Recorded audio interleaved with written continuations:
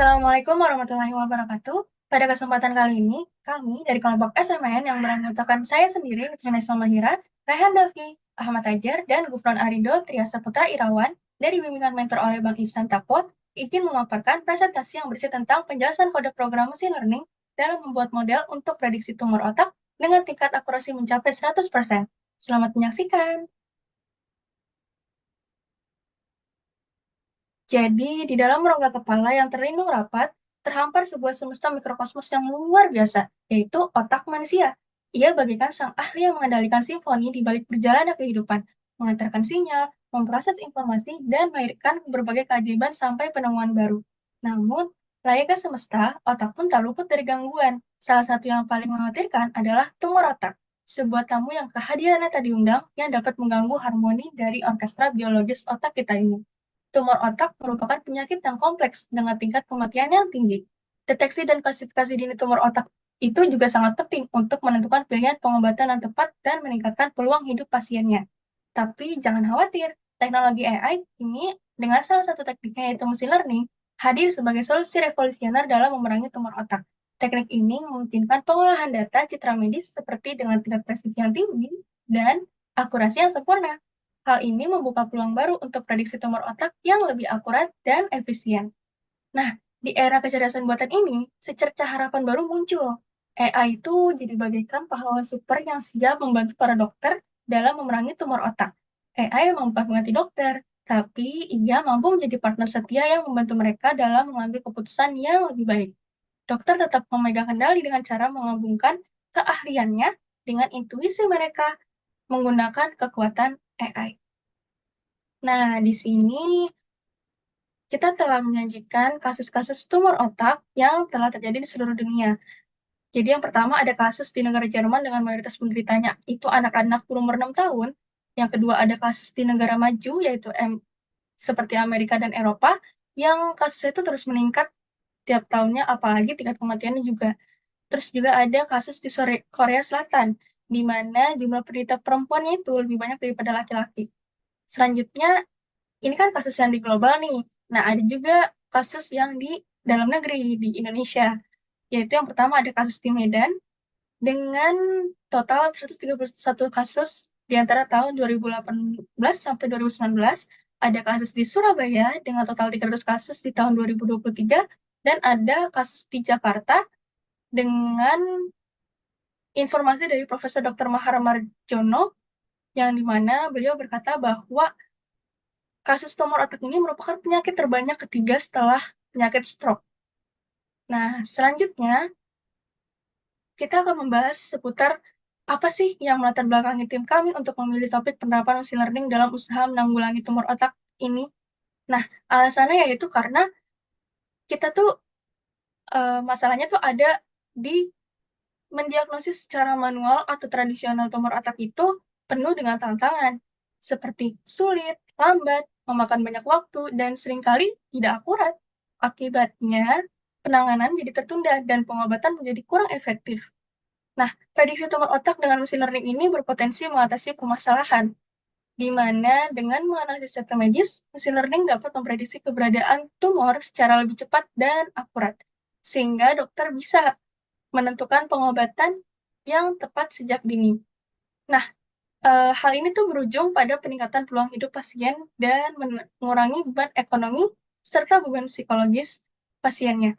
Meskipun akurasi 100% itu masih menjadi tantangan, namun prediksi tumor otak dengan machine learning ini menawarkan masa depan yang lebih menjanjikan.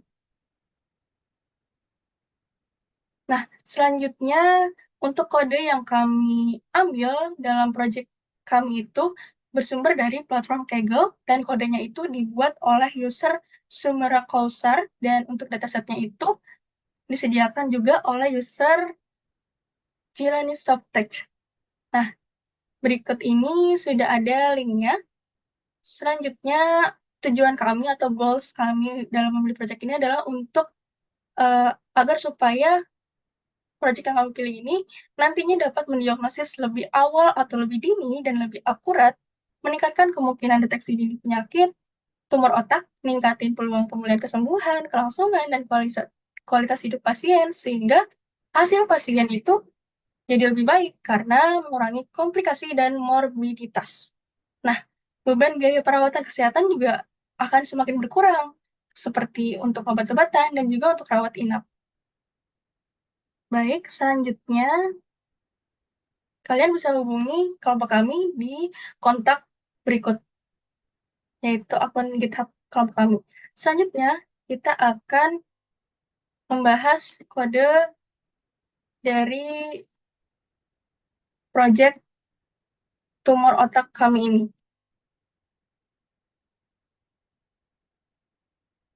Nah, untuk yang pertama, untuk baris pertama di sini terdapat baris mengimpor. Jadi, mengimpor ini ada import pandas SPD, import NumPy SNP, import matplotlib.pilot, pyplot SPLT, dan import seaborn SNS. Nah, di sini apabila kita bahas satu-satu, library pandas ini singkatannya adalah PD, yang dimana library ini merupakan library Python yang populer untuk analisis data. Selain untuk membaca dan memuat data dari berbagai sumber, library ini juga menyediakan struktur data yang kuat dan mudah digunakan untuk menganalisis data, seperti contohnya data frame. Nah, selanjutnya, di baris kedua ini, kita juga ada kode,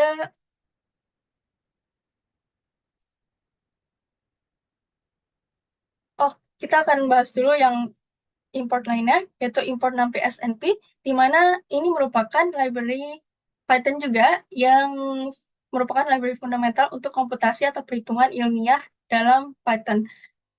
Library ini menyediain berbagai fungsi untuk operasi matematika pada arraynya, seperti penyembelahan, perkalian, dan lain-lain untuk analisis data statistika biasanya. Selanjutnya ada import matplotlib.pyplot, SPLT, di mana ini merupakan library untuk visualisasi data. Library ini tuh nyediain berbagai fungsi untuk membuat grafik dan plot, seperti scatter plot, bar chart, dan histogram. Terus selanjutnya ada import seaborn as SNS, di mana ini merupakan library Python untuk membangun di atas matplotlib untuk visualisasi data juga, tapi lebih estetis dan lebih mudah digunakan. Terus library ini juga nyediain berbagai fungsi untuk membuat grafik dan plot dengan tema yang lebih menarik lagi. Nah, selanjutnya di baris kedua itu,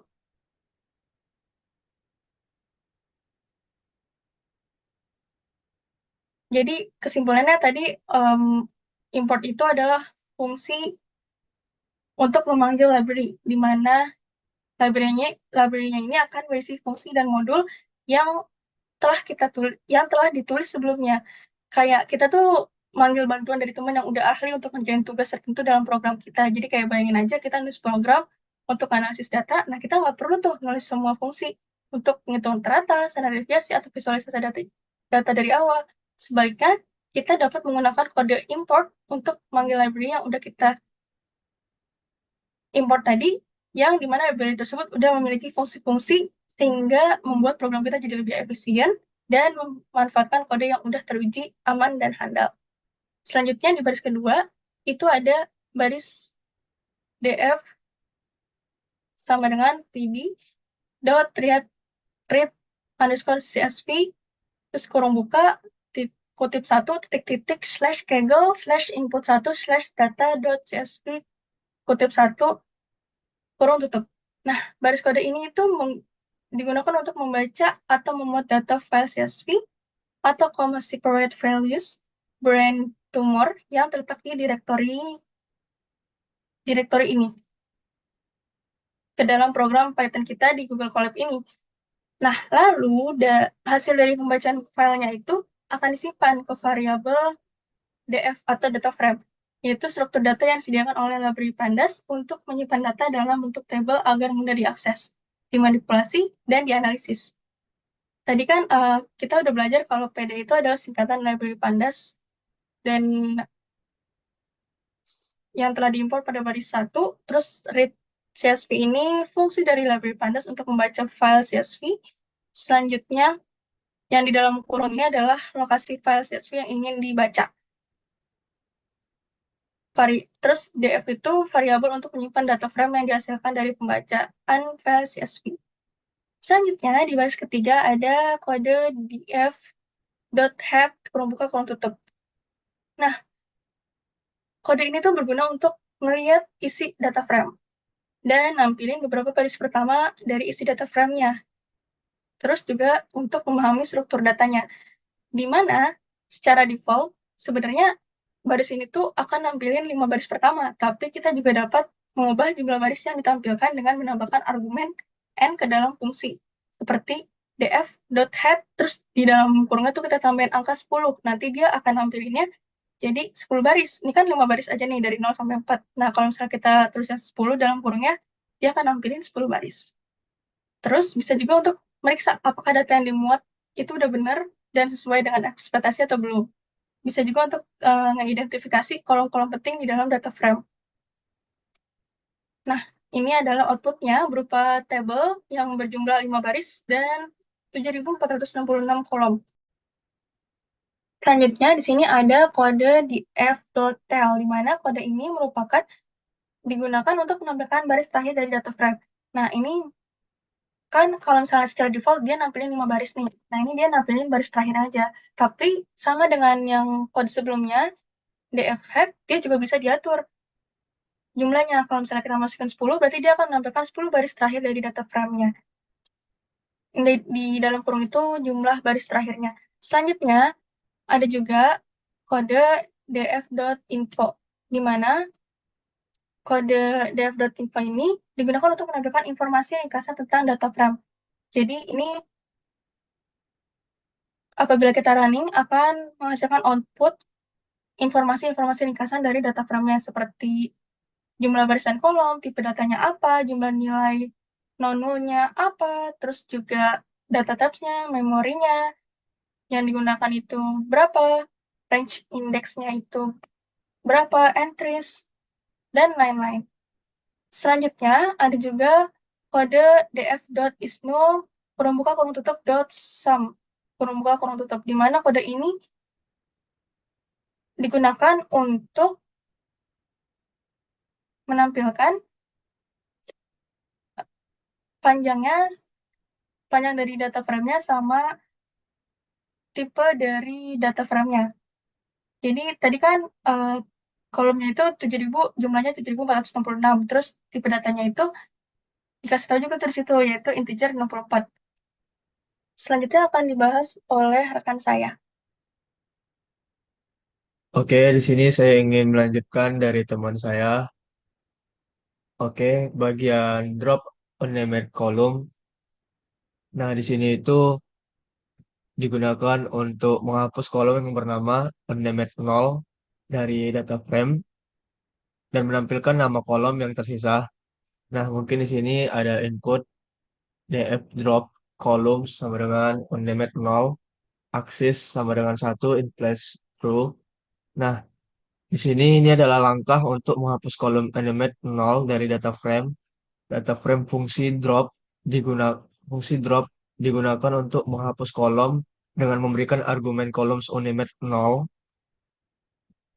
Nah, argumen aksis sama dengan 1 ini menunjukkan bahwa yang dihapus adalah kolom bukan baris. Nah, argumen in place true digunakan untuk mengubah data frame secara langsung tanpa perlu menugaskan hasilnya ke variabel lain. Oke, di sini eh, input data frame columns. Ini adalah langkah untuk menampilkan nama-nama kolom yang tersisa dalam data frame dengan memanggil atribut kolom dari data frame. Oke, di sini outputnya. Oke, di sini bisa kita lihat dari daftar nama kolom yang tersisa setelah kolom unnamed null dihapus. Daftar ini mencakup nama-nama kolom lainnya yang masih ada di dalam data frame. Oke, di sini saya lanjut mengenai check unique values in data. Nah, ini digunakan untuk memeriksa nilai unik yang terdapat dalam kolom Y dari data frame. Nah, oke, di sini saya jelasin mengenai kodenya. Input df y atau unique itu adalah langkah untuk mengekstrak nilai unik yang terdapat dalam kolom Y dari data frame dengan menggunakan metode unique queue. Nih, unique queue pada kolom Y. Kita bisa melihat daftar nilai untuk yang terdapat dalam kolom tersebut. Nah, mungkin di sini outputnya ya array, tumor, koma normal, data type sama dengan objek. Nah, ini keluaran yang menunjukkan nilai unik yang terdapat dalam kolom Y.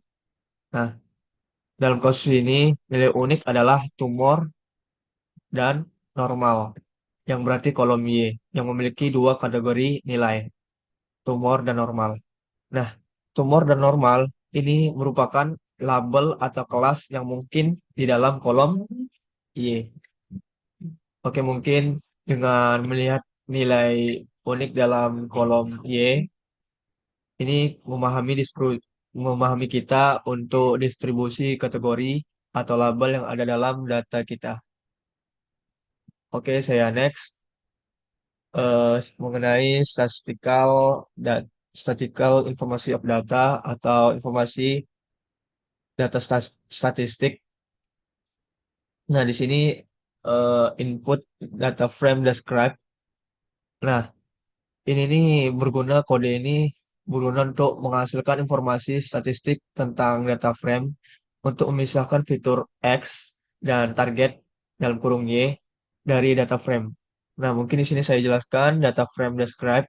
Nah, di sini adalah langkah untuk menghasilkan informasi statistik dengan data frame. Nah, fungsi dari describe ini untuk menghitung berbagai statistik deskriptif seperti rata-rata, terus itu terus itu standar deviasi, nilai minimum, kuartil, dan maksimum. Oke, mungkin di sini outputnya ya, seperti di gambar sini. Nah, ada rata-rata, standar minimal, dan maksimum.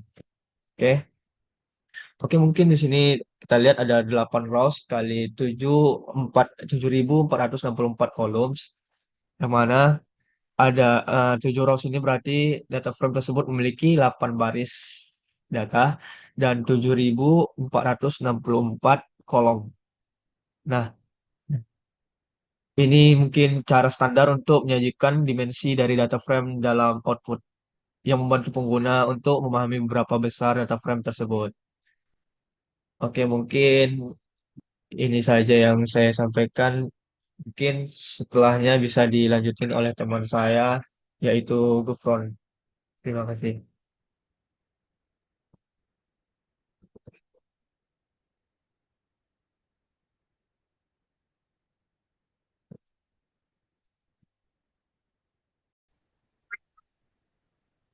Baiklah, selanjutnya saya akan menjelaskan tentang label encoding. Label encoding ini digunakan untuk mengubah variabel kategorik menjadi variabel numerik.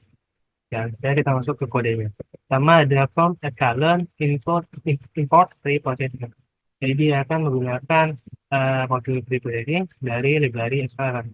Yaitu label underscore encoder label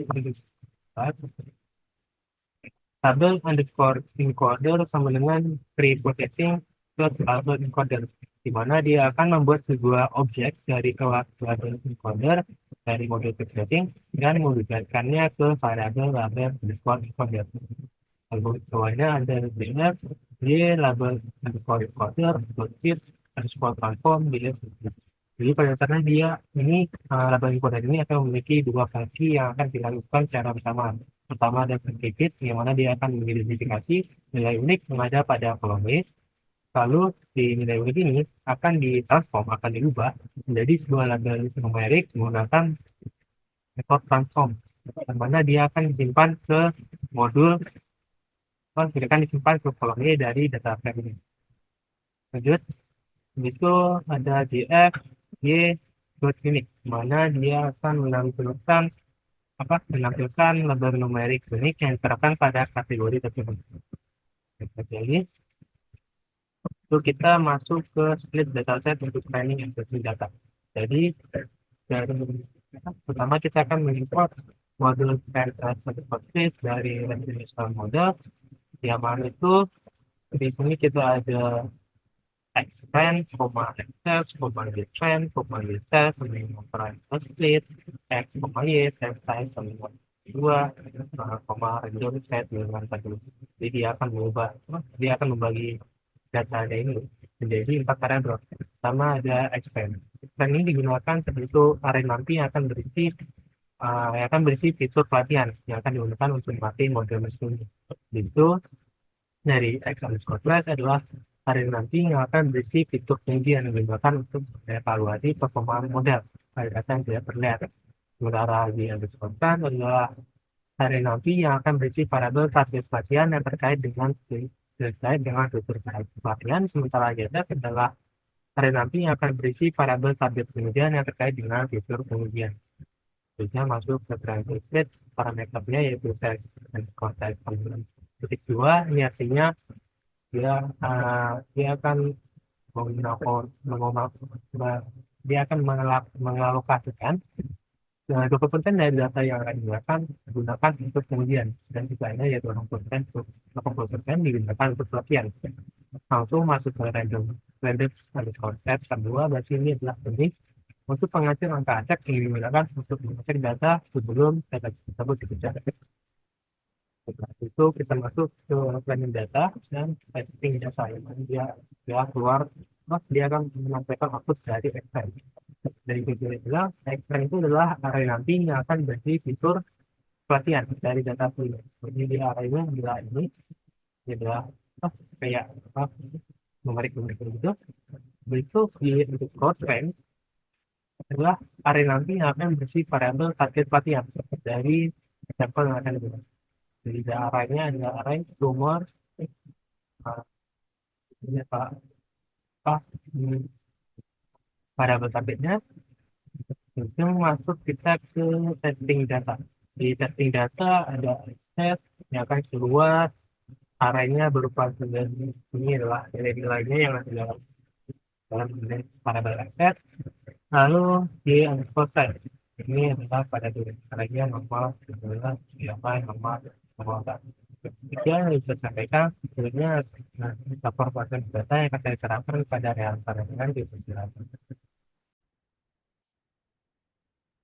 Terima kasih Gufron atas penjelasannya. Sekarang kita lanjut ke bagian transformasi dari data.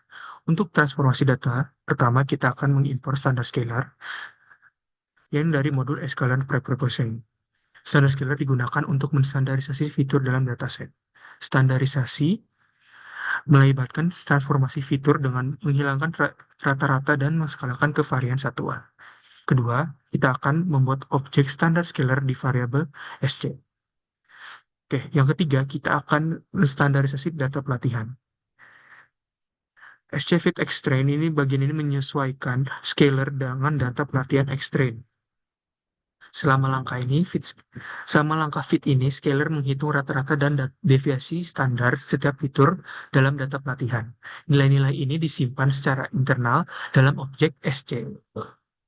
SC Transform Xtrain bagian ini menggunakan scalar yang telah dipasang di variabel SC untuk mengubah data pelatihan Xtrain.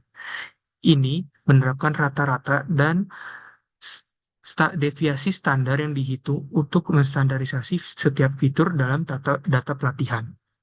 Sekarang kita ke bagian shape of X and Y train. Ini hanya mengeprint saja. Jadi bagian ini digunakan untuk melihat ukuran dari dua array yang diberi nama X train dan Y train. Dengan menggunakan function print, output yang diberikan menunjukkan dari kedua array. Pertama 287464 itu bentuk array X-train memiliki 28 elemen di dimensi pertama, biasanya mewakili jumlah sampel, dan 7.464 elemen di dimensi kedua, biasanya mewakili jumlah fitur per sampel. Oke, output yang kedua adalah 28. Bentuk Y-train, array Y-train memiliki 28 elemen di dimensi pertama. Kurung tunggal menunjukkan kemungkinan array ini datanya berupa satu dimensi, misalnya hanya berisi label untuk setiap sampel. Kode ini memberitahu bahwa Xtrain kemungkinan adalah array yang berisi data dengan training dengan 28 sampel dan 7.464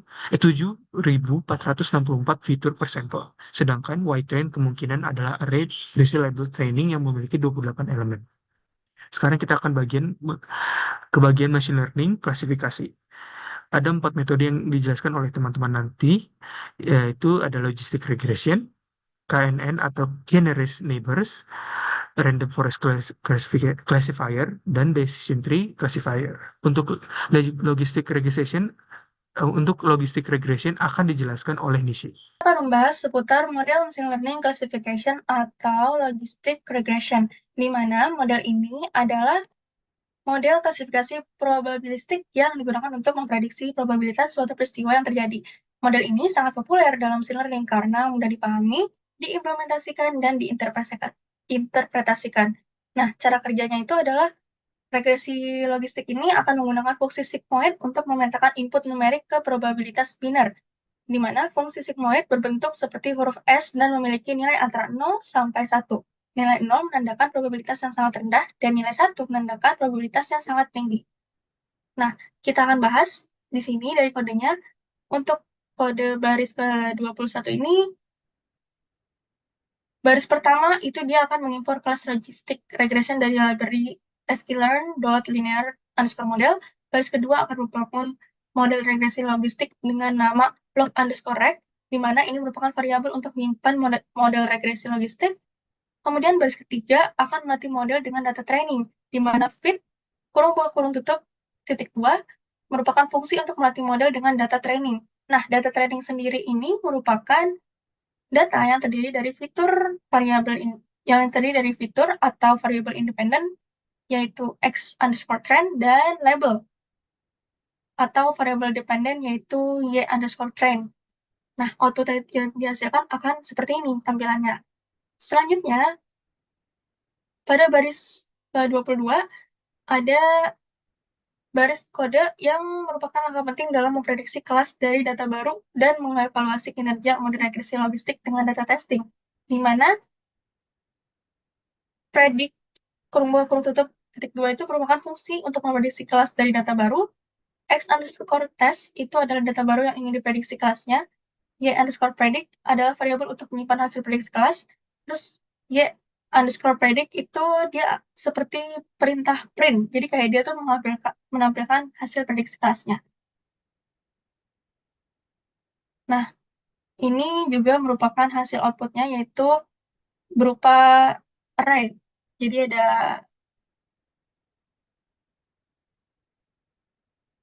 ada fungsi-fungsinya dan juga ada kelas dari datanya.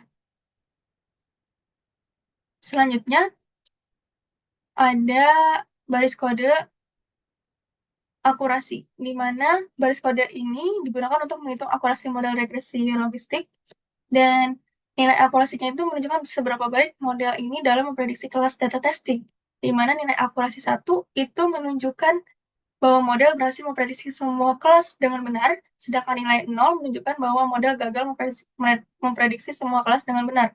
Nah, di mana skor kurung tutup merupakan fungsi untuk menghitung akurasi model, terus x_test itu data testing fitur, y_test itu tadi data testing label, skor itu variabel untuk menyimpan nilai akurasi, terus print skor itu menampilkan nilai akurasinya.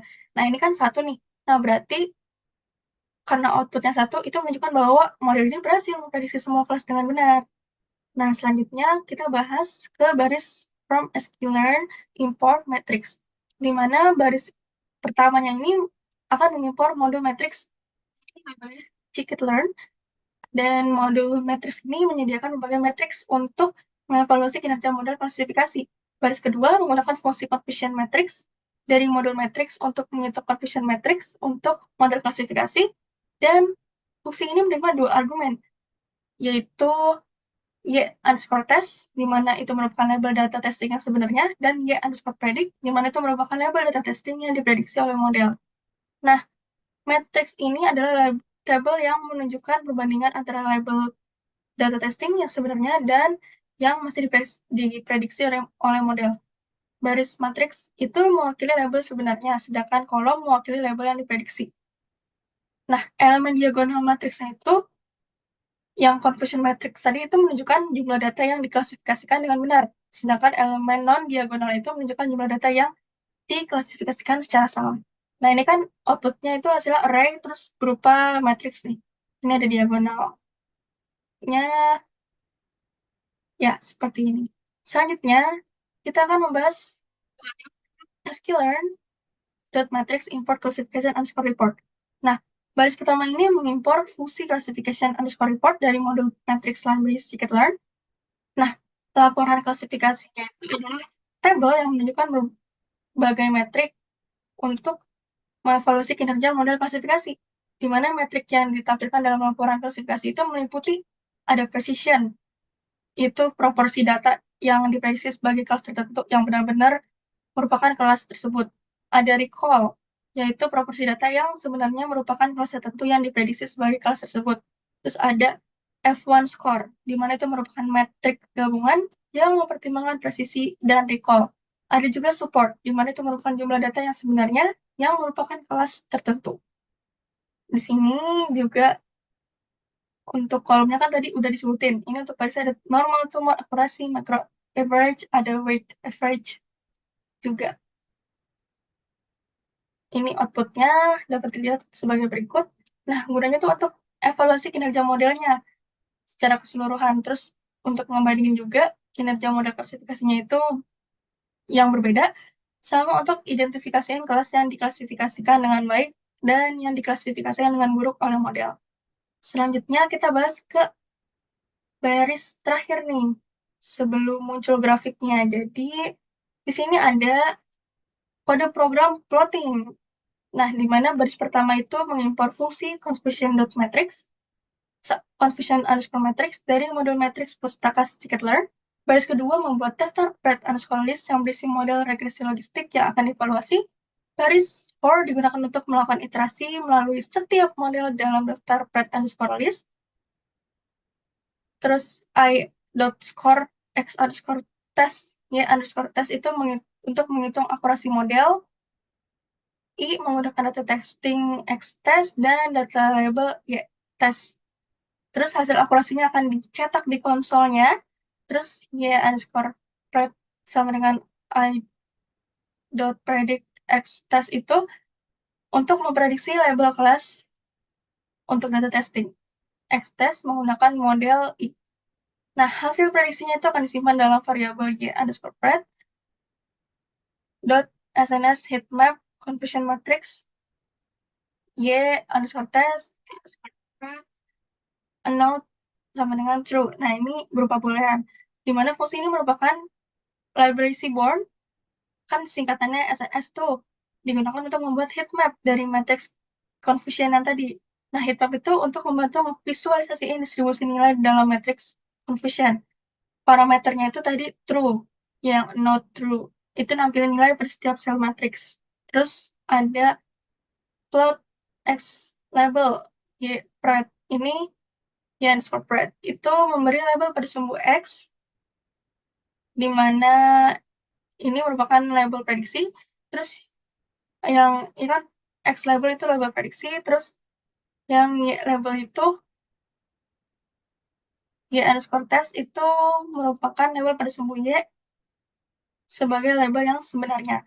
Terus ada plot title untuk memberi judul pada plot menggunakan nama model I. Terus ada plot show, ini untuk menampilkan plot heatmap confusion matrix, di mana kita bisa memodifikasi kode ini untuk menyesuaikan warnanya, ukuran fontnya, dan format visualisasi lainnya sesuai keinginan kita dalam menggunakan fungsi-fungsi yang tersedia di library matplotlib yang disingkat sebagai PLT dan library seaborn. Terus ini ada hasilnya, hasil skornya yaitu 1. Ini berarti akurasinya sempurna. Kemudian ini adalah gambar grafik hasil kode program yang di atas. Ini outputnya berupa plot logistic regression dengan tampilan seperti ini. Untuk Penjelasan pada program selanjutnya akan dilanjutkan oleh rekan saya. Oke, terima kasih untuk Nisrina. Di sini saya ingin melanjutkan dari teman saya, yaitu mengenai KNRS Netboards. Oke, kode ini digunakan untuk membangun model klasifikasi menggunakan algoritma KNN. Nah, di sini ada build the model, sekalian Netboards import, Netboard classifier. Nah, di sini itu baris ini mengimpor kelas Netboards classifier dari modul Netboards di library scikit-learn.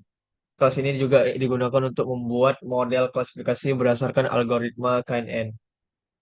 Oke, di sini ada KNN, Netboards Classifier, Netboards atau Metric Minkowski P2. Oke, di sini dari baris ini membuat objek model Netboards Classifier, argumen yang diberikan ke dalam objek, yaitu Netboards 3 ini menentukan jumlah tetangga terdekat yang akan digunakan untuk membuat prediksi. Dalam hal ini kita menggunakan tiga tetangga terdekat, yaitu metrik Minkowski. Ini menentukan metrik jarak yang akan digunakan untuk mengukur jarak antara titik-titik data. Dalam hal ini kita menggunakan metrik Minkowski. Nah, mungkin di sini P2 ini menentukan parameter untuk metrik Minkowski. Ketika P sama dengan 2, kita menggunakan metrik jarak Euclidean KNN, yaitu fit X trend dan Y trend. Nah, baris ini melakukan pelatihan fitting model KNN menggunakan data latih atau model akan mempelajari pola dalam data latih untuk kemudian digunakan untuk membuat prediksi. Oke, di sini saya lanjutin ada prediction. Nah, prediction ini kodenya digunakan untuk melakukan prediksi kelas menggunakan model KNN yang telah dibangun sebelumnya. Nah, mungkin di sini Y predict sama dengan KNN predict X test. Ini tuh bahas menggunakan model KNN yang telah dibangun sebelumnya untuk membuat prediksi kelas terhadap data uji X test. Nah, hasil prediksinya disimpan dalam variabel Y predict. Oke, mungkin ya predik ini, baris ini untuk mencetak hasil prediksi kelas ke konsol. Hasilnya adalah sebuah array yang berisi prediksi kelas untuk setiap sampel dalam data uji. Oke, mungkin di sini ada outputnya ya, seperti array normal normal tumor seperti gambar E yang di sini itu setiap elemen dalam array adalah prediksi kelas untuk satu sampel yang dapat berupa normal atau tumor, sesuai dengan kelas yang diprediksi oleh modelnya. Oke, di sini saya lanjutin akurasi score. Nah, akurasi score ini, kode ini digunakan untuk menghitung akurasi dari model KNN terhadap data uji. Nah, mungkin score sama dengan KNN score dalam kurung X test, Y test tutup kurung. Nah, mungkin baris ini menggunakan model KNN yang telah dibangun sebelumnya untuk menghitung akurasi terhadap data uji X test dan Y test. Mungkin metode score seperti ini print score. Baris ini itu mencetak skor akurasi ke konsol. Hasilnya itu eh, adalah angka desimal antara 0 dan 1. Nih, ya, yang menunjukkan seberapa akurat model dalam memprediksi kelas pada data uji. Nah, nilai 1, 0,0 ini menunjukkan akurasi sempurna, yang berarti model memprediksi dengan benar semua kelas pada data uji. Oke, saya lanjutin. Di sini ada confusion metric.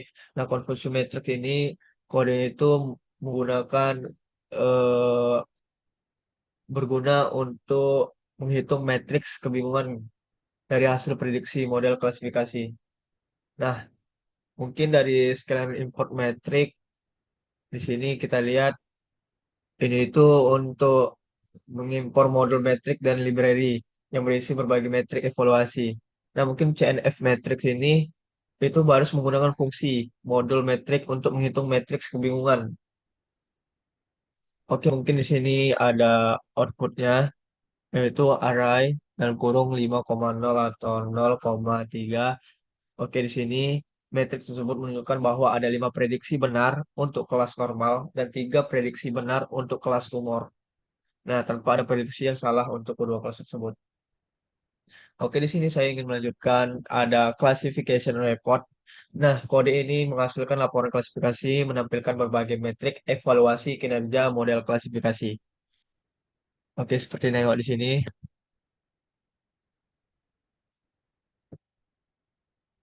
Oke, mungkin untuk from scale metric import classification report ini itu tuh berfungsi untuk menghasilkan laporan klasifikasi yang menunjukkan metrik evaluasi seperti precision, recall, F1 score, dan support untuk setiap kelas seperti akurasi keseluruhannya.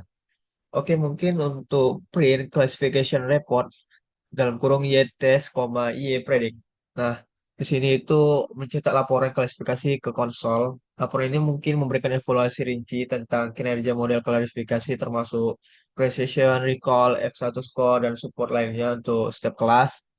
Nah, serta akurasi keseluruhan serta metrik evaluasi rata-rata untuk semua kelas. Oke, mungkin dalam kasus ini kita ada outputnya.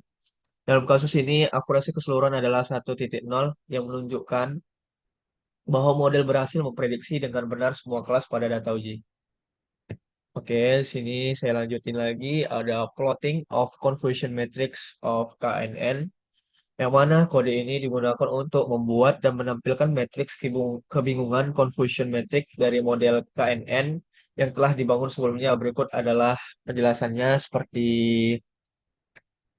yang di bawah ini from scalarian metric import confusion matrix. Nah, di sini itu baris ini mengimpor fungsi convolution metric dari modul metrik di library scikit-learning. Fungsi ini digunakan untuk menghitung metrik kebingungan dari hasil prediksi model. Nah, mungkin di sini ada pred, list, sama dengan KNN. Oke, mungkin di sini membuat daftar yang berisi model KNN yang ingin dievaluasi. Oke, kita lihat di sini ada for in pre-release. Kita lihat di sini. Nah, itu tuh merupakan log hanya dilakukan sekali karena predlist hanya memiliki satu model. Seperti kita lihat di sini ada gambarnya. Oke, mungkin itu saja yang saya sampaikan. Mungkin bisa dilanjutkan oleh teman saya yaitu Gufron. Terima kasih.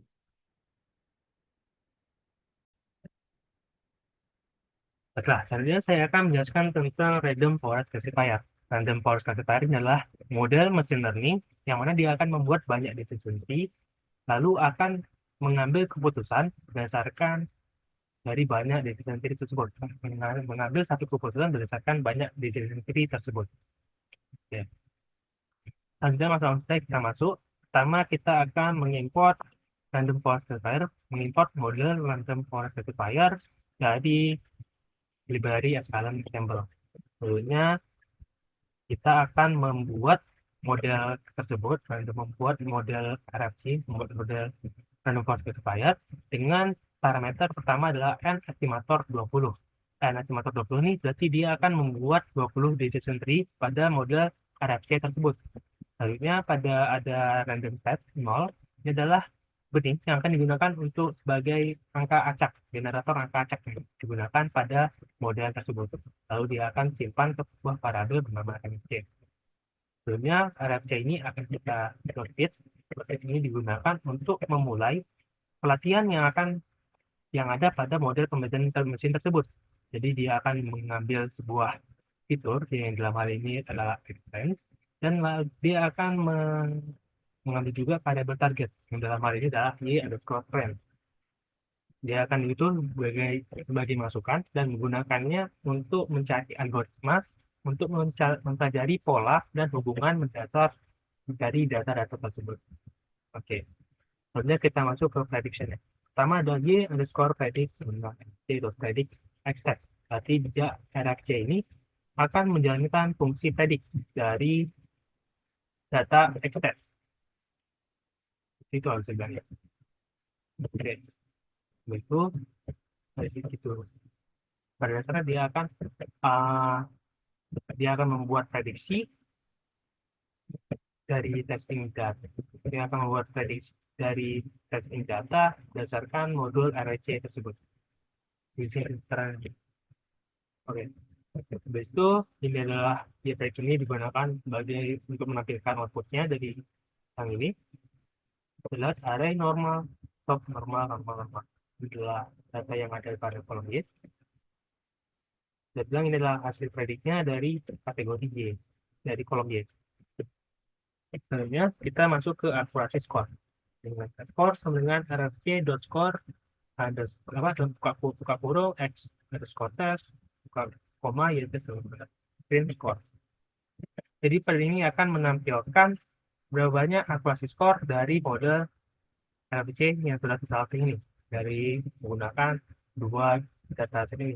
Dari situ kita bisa lihat outputnya adalah 1, berarti dia memiliki sebuah akurasi skor yaitu perfect. Sebenarnya kita akan membuat sebuah conversion matrix untuk modul ini, modul RFC ini. Pertama, kita akan menggunakan mengimport conversion matrix dari library Epsilon matrix. Lalu kita akan membuat sebuah class yang mana dia berisi data RFC, berisi ini bisa bilang akan berisi modul RFC yang telah terlatih. Dia akan masuk ke variabel factlist. Lalu for i in factlist, jadi dia akan membuat sebuah loop di mana dia akan mengulangkan model di factlist yaitu RFC ini. Itu ini digunakan untuk memprint skor dari predik tersebut, bahkan memprint skor data pengujiannya. Habis itu si JPredict express digunakan untuk memulai prediksi dari data pengujian. Lalu SSS heatmap confusion matrix y underscore trace, jpred ini dia memulai untuk membuat heatmap confusion matrix dengan membandingkan nilai target aktual sama nilai target prediksi. Habis itu masuk ke PLT x.label, dia akan membuat sumbu x yaitu jpred, lalu PLT y label dia akan membuat sumbu y berdasar y-test. Lalu dia akan juga PLT.title yaitu untuk membuat sumbu judulnya, sementara PLT.show ini untuk menampilkan heatmap yang telah dibuat. Ini adalah hasilnya. Ini adalah skornya, yang dari akurasi skornya yaitu 1, yang berarti dia akurat. Ini ada judulnya adalah random forest classifier and estimator double random set sesuai dengan model yang digunakan. Hasilnya adalah sumbu x, sumbu x sama sumbu y. Sumbu x, sumbu x dan sumbu y. Apa arti dari matriks ini? Kalau misalnya kita ada di pojok kiri atas, dia akan memprediksi tumor otak. Jadi modul ini berhasil memprediksi tumor otak. Sementara pada pojok kanan atas, dia di mana modul ini salah memprediksi otak normal itu sebagai sebuah tumor otak. Sementara pada bawahnya pojok kiri bawah, dia di mana si modul ini salah memprediksi bahwa otak normal itu tumor otak. Sementara Sementara pojok kiri bawah ini di mana modul ini salah memprediksi bahwa otak normal itu sebagai bahwa tumor otak itu sebagai otak normal. Sementara pada pojok kanan bawah, di mana modul ini mampu memprediksi bahwa otak tersebut itu normal. Sekian yang bisa saya sampaikan dari modul ini. Model selanjutnya akan diserahkan kepada Rehan. Pada Rehan dipersilakan. Terima kasih Gufron atas penjelasannya. Mari kita bahas menggunakan metode Decision Tree Classifier. Sebelumnya, apa sih itu Decision Tree Classifier?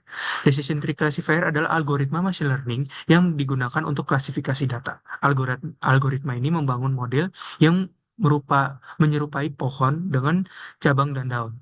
Setiap cabang dan daun mewakili keputusan dari hasil klasifikasi. Yuk kita coba. Pertama, kita import Decision Tree Classifier. Yang kedua, kita buat objeknya di modelnya, model DTC.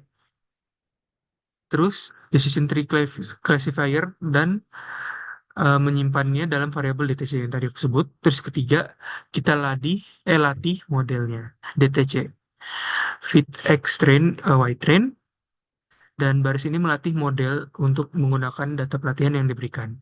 X-train itu data pelatihan yang berisi fitur atau variabel independen untuk setiap sampel. Y-train itu label pelatihan atau target yang berisi kategori atau nilai yang ingin model prediksi untuk setiap sampel. Metode fit ini akan memberikan pohon keputusan berdasarkan hubungan antara fitur dan label data dalam data pelatihan. Oke, output yang dikeluarkan adalah output pertama yaitu decision tree classifier menunjukkan jenis model yang telah dibuat.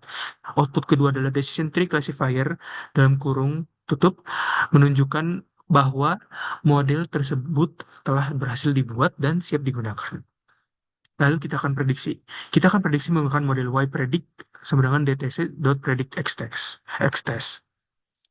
Baris ini melakukan prediksi pada data tes xtest. Nah, DTC itu merujuk pada decision tree classifier yang telah kita latih sebelumnya. .predict xtest itu adalah metode predict digunakan untuk prediksi label atau kelas untuk setiap sampel dalam data xtest saja. Hasil prediksi disimpan dalam variabel yPredict. Lalu outputnya itu menunjukkan bahwa hasil prediksi model untuk setiap sampel dalam data tes. Nah, ini menunjukkan prediksi disimpan dalam format array NumPy nih. Ada seperti normal, tumor, normal, linear, dan selanjutnya. Nah, di type object sebenarnya objek ini merupakan bahwa tipe data elemen array adalah objek string karena prediksi berisi label tekstual. Nah, lalu kita akan hitung nih akurasi skornya. Pertama, itu ada skor DTC score xtest ytest. Baris ini menghitung skor akurasi model decision tree yang telah dilatih pada data tes xtest dengan membandingkannya dengan label yang benar yaitu ytest. Nah, DTC score metode skor dari model decision tree digunakan untuk menghitung skor akurasi. Xtest itu ada data tes yang kita berisi fitur untuk diprediksi. Ytest itu adalah label tes yang benar yang akan dibandingkan dengan prediksi model. Nah, kedua kita akan print untuk mendapatkan outputnya. Nah, kita mendapatkan skor akurasi model itu adalah 0,875 atau bisa disebut 87,5%. Skor akurasi sebesar 87,5% menunjukkan bahwa model decision tree mampu mengklasifikasikan data tes dengan benar dalam 87,5% kasus. Artinya dari setiap 100 prediksi yang model dibuat, 87,5 prediksi itu disebut adalah benar. Sekarang kita akan membuat plot of confusion matrix decision tree classifier. Pertama, kita import dulu library-nya. From matplotlib, import playloaded as plot. Terus juga import juga seaboard SNES. Dan from scalar matrix, import confusion matrix. Nah, kedua kita buat daftar klasifikasinya dalam DTC pretlist, sebenarnya DTC. Nah, baris ini membuat daftar bernama pretlist dan saat ini hanya berisi satu elemen. Objek DTC yang Anda latih sebelumnya. Anda dapat menambahkan lebih banyak objek DTC ke daftar ini jika ingin membandingkan kinerja beberapa model. Ketiga, kita iterasi melalui klasifikasi dan memvisualisasikan matriks konfusi. Nah, loop for ini mengiterasi setiap elemen I dalam pretlist. Dalam kasus ini, loop hanya beriterasi sekali untuk objek DTC. Print score ini baris ini menghitung dan mencetak skor akurasi dalam model klasifikasi saat ini pada data tes. Pada data tes xtest dan ytest. Nah, sama dengan yPredict xtest ini baris ini memprediksikan label yPred untuk data tes menggunakan klasifikasi saat ini.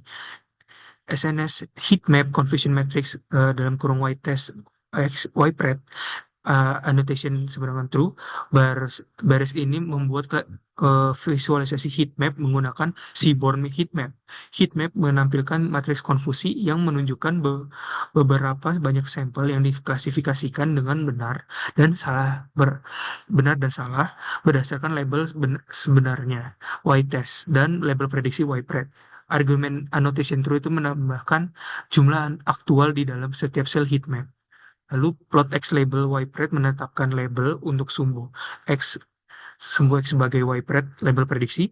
Plot label Y label ytest itu menetapkan label untuk sumbu Y dengan ytest label sebenarnya. Dan plot title I menetapkan judul plot ke nama model klasifikasi saat ini, itu I. Dalam kasus ini akan menjadi DTC for Decision Tree Classifier untuk model default. Plot show itu menampilkan plot matrix konfusi yang dibuat.